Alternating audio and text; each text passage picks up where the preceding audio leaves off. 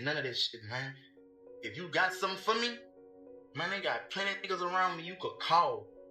Man, nigga, it's plenty ways you could get in touch with me. That moment right there was NBA YoungBoy making it crystal clear that he wanted no part of the Prince family's influence back in 2020. There was no second guessing, no sugarcoating, just a direct rejection that caught everyone's attention. And trust me, moves like that rarely get forgotten because people with that level of power don't simply let it slide. That's the part many people overlook, and you won't believe how long the impact of that decision continued to follow him. Two keys come with the car anyway. Mind your fucking business, man. Fast forward a few years, and what started as quiet tension has turned into something far more explosive. The situation didn't just cross the line, it completely shattered it, and that's when everything changed. Trust me, this is where the story takes a wild turn, and the fallout was impossible to ignore. This shit, man. If you got something for me, man, they got plenty of niggas around me you could call. Man, nigga, it's plenty ways you could get in touch with me. One of NBA YoungBoy's associates was shot, and almost immediately rumors started circulating online, with some people trying to connect the incident to J. Prince Jr.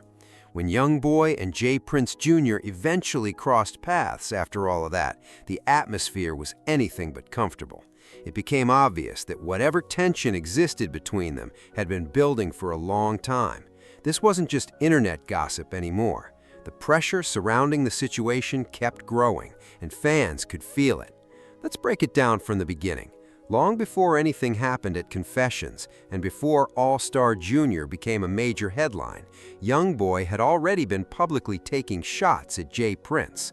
That moment quickly spread across social media, and even before Ben 10's name started making headlines for all the wrong reasons, the friction between NBA YoungBoy and the Prince family had reportedly been simmering behind the scenes for years. Plenty of people in the hip-hop world seemed aware of the tension, but very few were willing to speak on it publicly.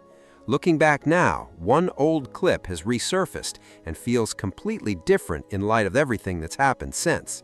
As for who was truly connected to whom, only the people directly involved know the full story. No friends, I don't want no new relationships. All that pussy. Those words weren't just reckless trash talk thrown into the air. They were widely interpreted as a direct message aimed at J. Prince Sr., one of Houston's most influential figures with a long-standing reputation and serious connections. From YoungBoy's perspective, what happened didn't feel like genuine support, not even close. Instead, he appeared to view it as an attempt to assert influence under the appearance of doing him a favor. And that's where the situation became much bigger than most people realized. So what pushed this rivalry to that point? Back in 2020, YoungBoy's Houston home was reportedly burglarized while he wasn't even at the property. During the break-in, people allegedly went live on Instagram, showed off a chain, took the keys to his Rolls-Royce and McLaren, and reports later claimed there was an attempt to demand around $30,000 in exchange for returning the items. YoungBoy reportedly refused to give in or pay the money, choosing to stand his ground instead. That's when the next development took the tension to an entirely different level. Since then, the little homie, reached out to me. We had a conversation. So it was a disconnect, come to find. J. Prince Sr. later went on social media and displayed what he said were YoungBoy's recovered chain and vehicle keys. He shared the post publicly, presenting it as though he had stepped in as an experienced figure restoring order after the situation unfolded. But from YoungBoy's point of view, the message appeared to carry a completely different meaning. Some people saw it as a respected Houston veteran looking out for a younger artist passing through the city. However, based on YoungBoy's reaction, that's clearly not how he interpreted the situation or the code he lives by. Putting another man's personal property on display without a private conversation, no warning, and no approval, while the entire internet is watching, can easily be viewed very differently depending on who's looking at it. To some, it may have looked like a helpful gesture, while to others, it could be seen as an unnecessary public statement. That difference in perspective is exactly what fueled even more debate around the situation. YoungBoy's response made it clear he wasn't embracing that kind of attention. When he said he was good on them keys, many listeners took it as a direct rejection of the public gesture rather than simple casual talk. The message many people heard was, "I never asked for this, I don't need it, and I don't feel like I owe anyone because of it." Whether that was his exact intention or not, that's how countless fans interpreted the moment. J. Prince Sr. didn't stay silent after those comments, and his response was just as direct. The way he addressed the situation suggested that it meant more to him than a routine disagreement, and many viewers felt there was genuine emotion behind his words. Before long, reaction channels, blogs, and commentary pages were breaking down every statement, with people debating what each remark really meant. The conversation didn't end there either. J. Prince Sr. went on to distinguish YoungBoy from others in his circle, making it clear that his opinions were not the same across the board. He specifically mentioned OG3, someone known to have a positive relationship with the Prince family, and many observers believed that comparison was made intentionally. His comment about knowing YoungBoy's brother for years and never witnessing no weak stuff quickly became one of the most discussed lines from the entire exchange.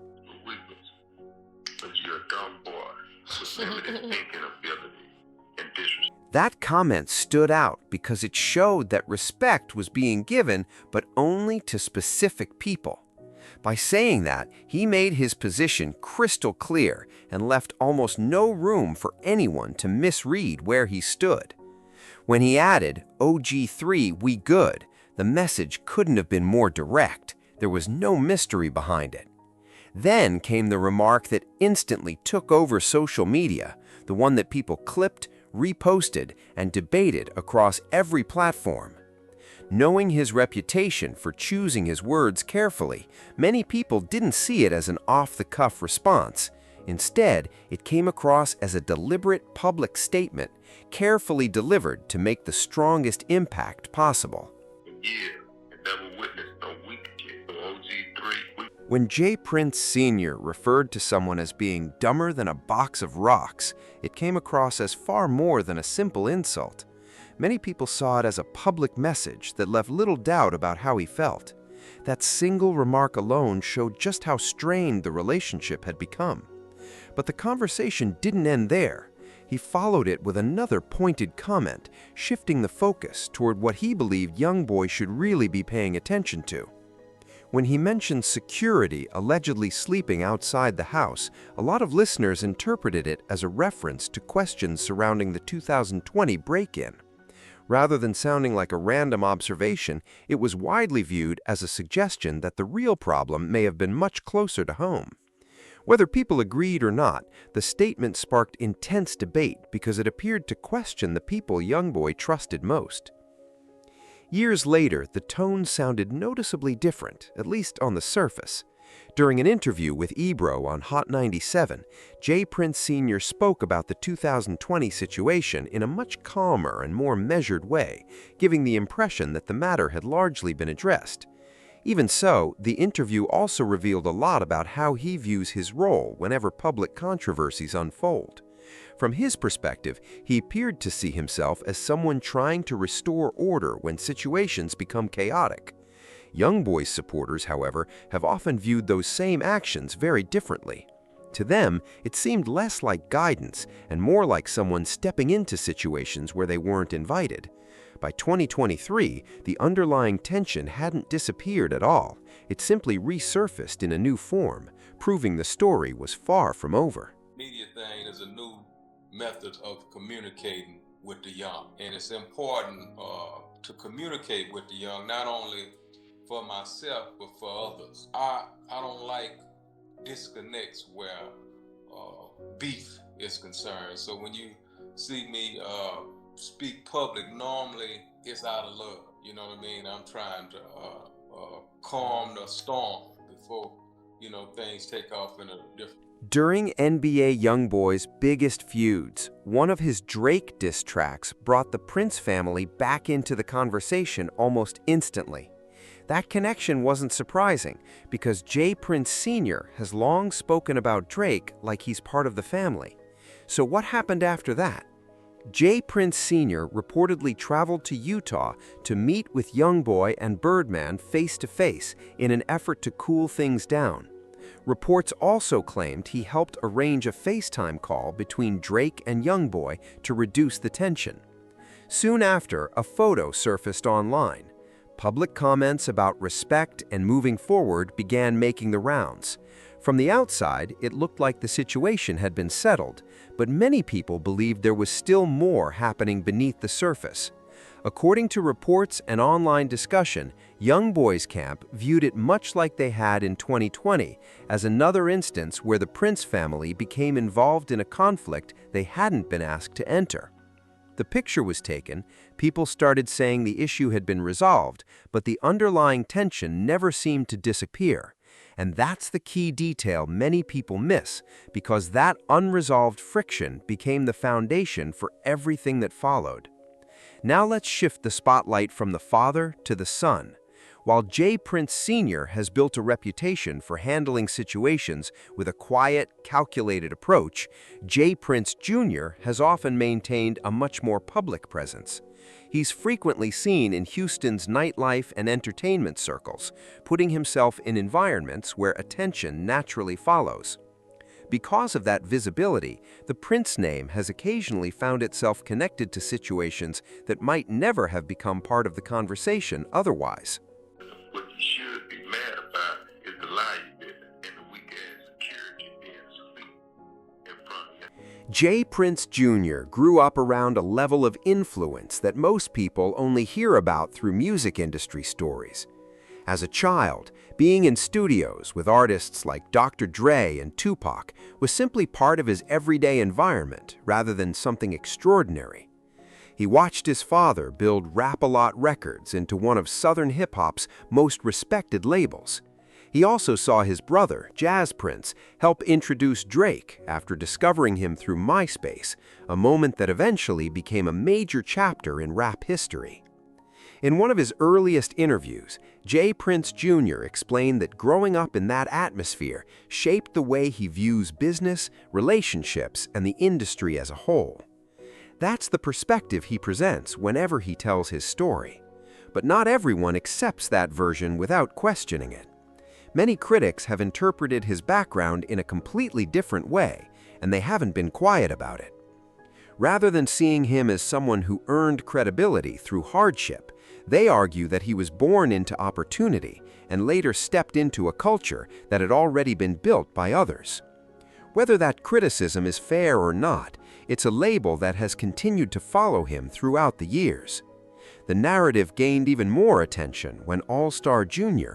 reportedly leaned into those same talking points during his public criticism. Since then, the debate has continued, with supporters and critics viewing his journey through very different lenses.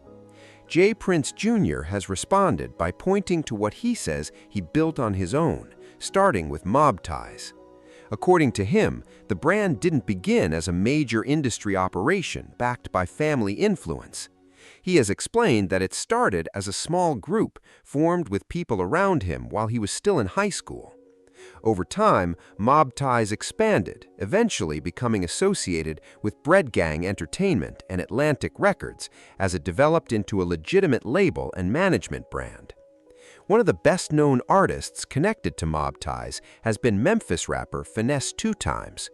That relationship eventually became the center of public controversy. In early 2026, Finesse 2 Times publicly stated on Instagram that he wanted out of his agreement and shared details about how he claimed the deal was structured. According to his account, the split was 35% for himself, 35% for mob ties, and 30% for J. Prince Sr. He described it as the worst contract he had ever signed, and those comments quickly spread across social media. Instead of keeping the disagreement behind closed doors, J. Prince Jr. responded publicly, including remarks about Finesse 2 Times' appearance that drew criticism from many online. For a number of observers, that exchange created negative attention around the Mob Ties brand at a time when public image mattered more than ever. By April 2026, those discussions were still fresh, and J. Prince Jr. was asked directly what carrying the Prince name meant to him and how far he would go to protect its reputation. His response came immediately and left little room for interpretation.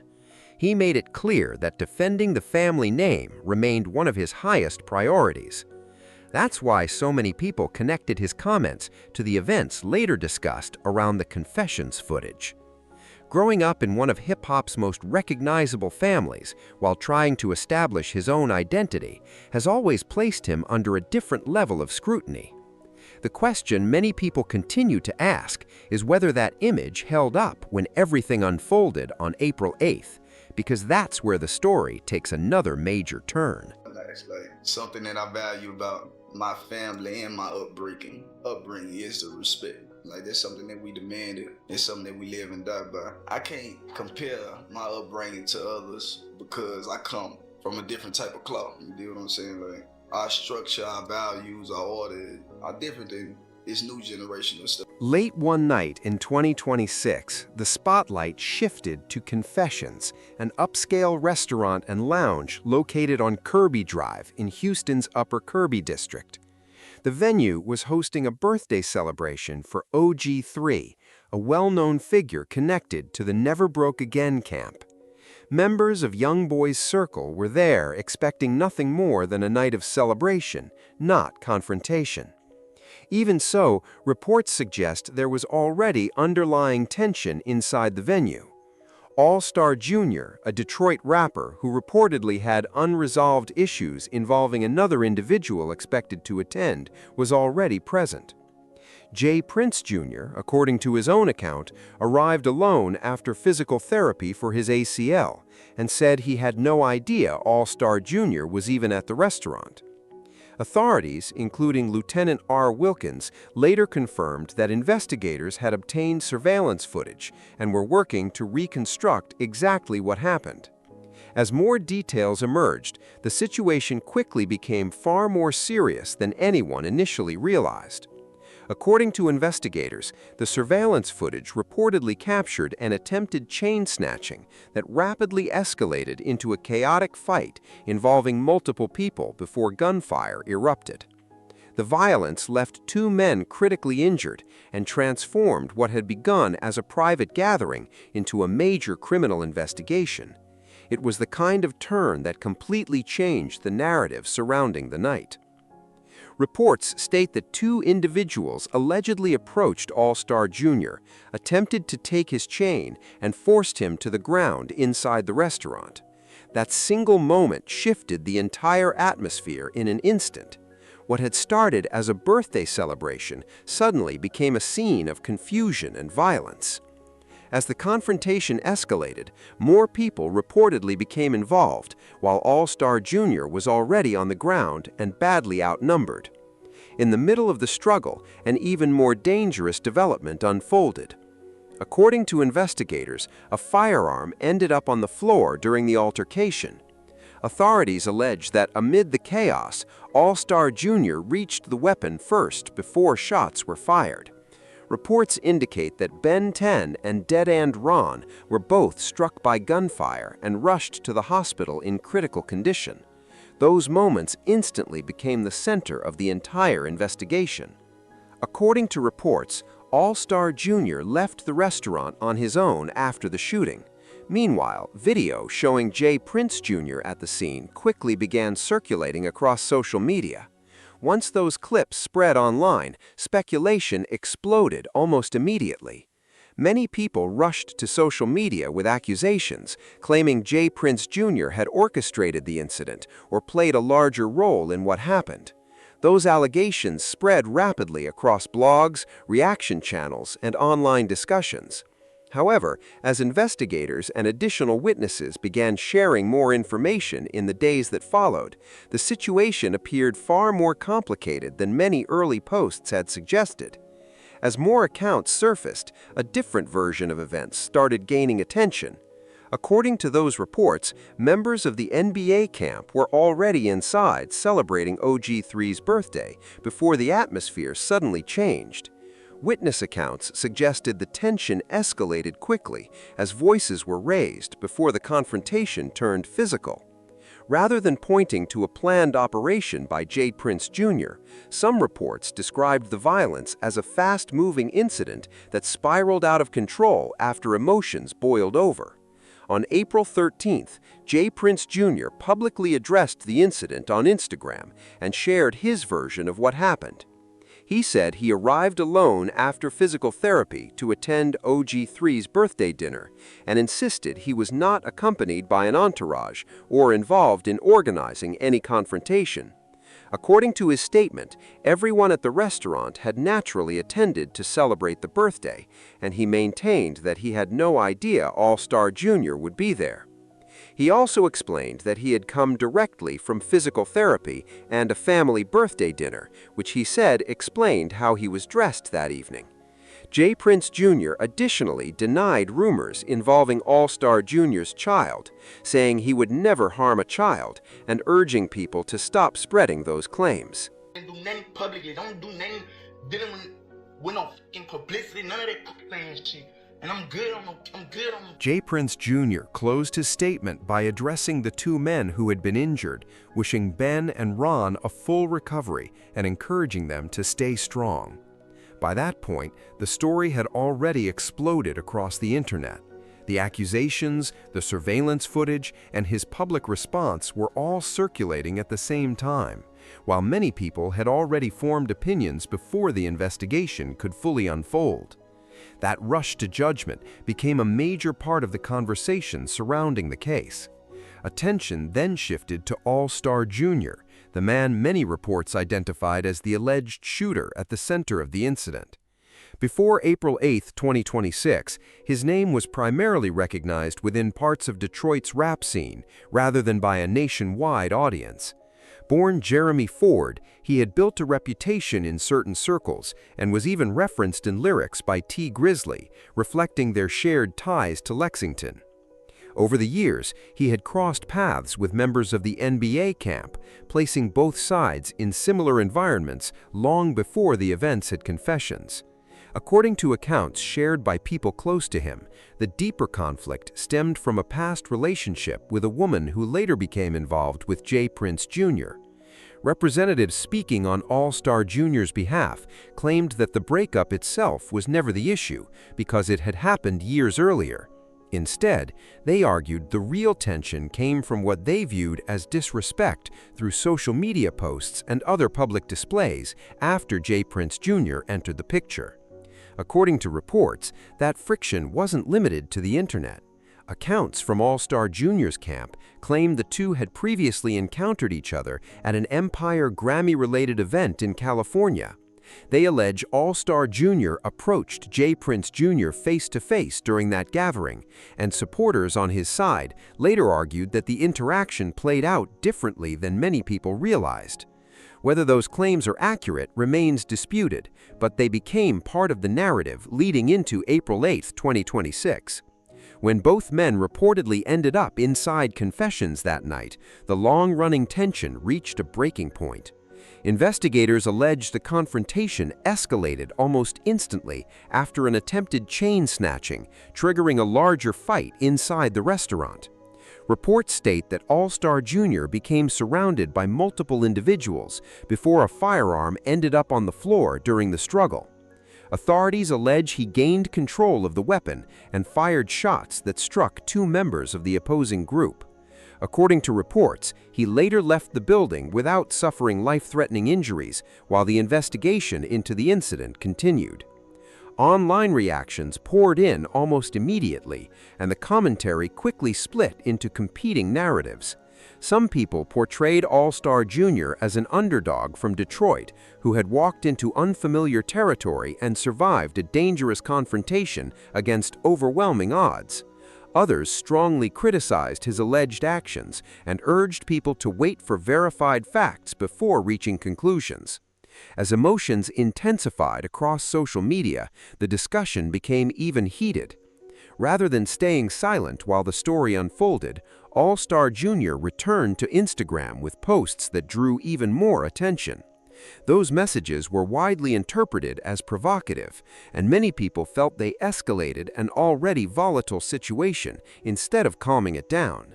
The posts quickly spread across blogs, reaction channels, and social media, adding another layer of controversy to a case that was already dominating online conversations. I've been a millionaire since, I don't know, the age of like 28, 29 years old.